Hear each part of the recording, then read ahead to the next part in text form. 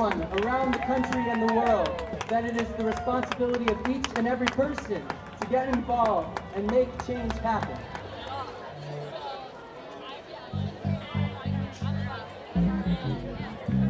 From Lee, New Hampshire, and we're promoting geothermal electricity.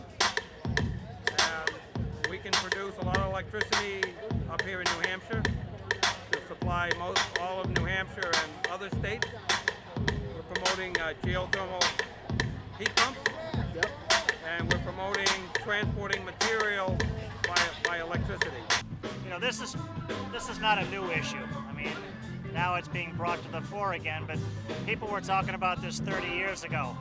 And now we're 30 years farther down the road, and it's that much more immediate. So it's something we need badly to work on now, because frankly, we're not going to get another chance to do this 30 years from now.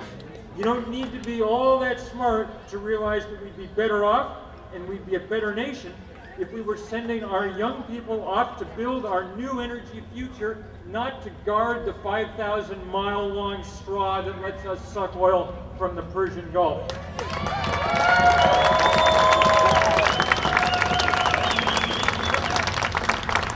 And if you think there's not the money to make this happen, just look at the banner from our friends at Budget Priorities over there. 1 day of the war in Iraq costs enough money to put 1 million homes in the renewable energy business.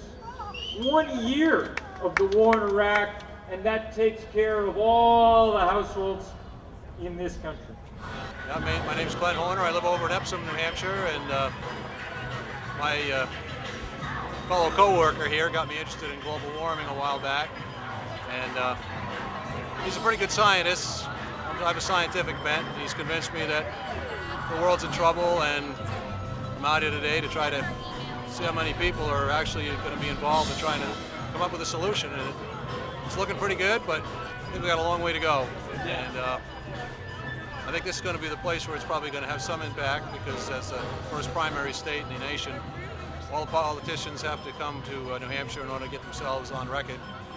And I think if there's enough people from New Hampshire that come out and try to express their concerns, and I think a lot of these people will, because they seem pretty motivated, we'll have to get our message across to them. So that's why I'm here today.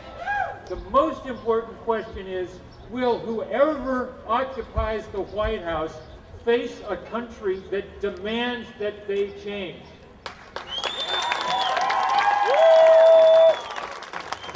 If we can convince the politicians to just let us keep the money in New Hampshire, like for example, if you want to invest in alternative energy, you don't pay taxes on that investment.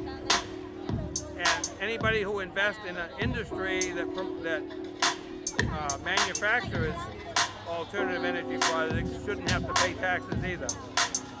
And it'll be done tomorrow. We can start right away as soon as the bill is passed, and the people will invest their money. I've got many customers lined up that want to do conversion from oil or gas to heat pumps, but they don't have the money. But if they could take it off their tax bill, right, not pay the taxes, they could do it tomorrow. They'll sign the legislation, but it is you who will write that legislation if you spend the next year building this movement. We're in good hands for the future, folks. We're going to do it. We're going to reduce carbon emissions by 80% by 2050. I've met the people who are going to lead us there, and we're going to make it. I came out here this summer. I've been here since June 1st, helping to organize the March to ReEnergize New Hampshire. It's been about a year since we came up with the original idea, and I spent the last year on conference calls and talking to people, and coming up here from Washington, D.C., helping to organize this march. That's why marches like this are so important, because politicians aren't going to act on an issue until they see that there's a constituency for it. And events like this are all about building that constituency and letting the public and decision makers know that this is something that we want to see action on.